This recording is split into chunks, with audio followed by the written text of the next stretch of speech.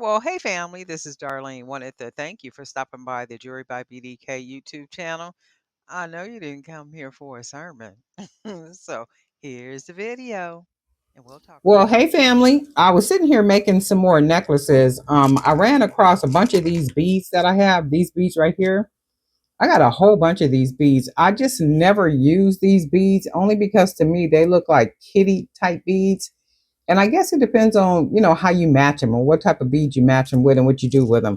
But then what I did is I went ahead and made some more of the jump rings, just pretty much made a whole bunch more of these jump rings because the idea was to take the bead and then put a jump ring on each side so it would come out, looking like this. It would be a bead like this pretty much on the cord. So then what happened is, of course, I like my gold wire.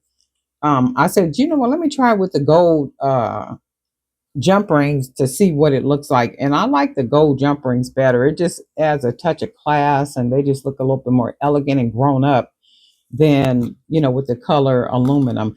And then what I did is I just ordered some of the gold tone rings, not jump rings, but the complete ring where it don't have a split in it. Because with these are actual jump rings that I made. So they have a split, but I don't want the split. I just want the whole, just the ring. So it doesn't, look, I want them to look complete. That's what I want. I want them to look complete. And with the jump ring, to me, they do not look complete. So if the jump ring spins towards the front, you probably can't see that, but when it spins towards the front, you can see where it has a split. And I don't want that. I want just the ring. So I ordered some of those. Hopefully I'll get them tomorrow. Amazon has been not doing their best. Like, if I pay for Prime, I want my package, like my package is supposed to come, but they've been, a day or two delayed and all this other kind of stuff. And in some cases, packages they haven't got to me. So I had to be refunded and, they had to reorder, reship it or replace it or whatever it is that they do. And I'm just like, this don't even make no sense.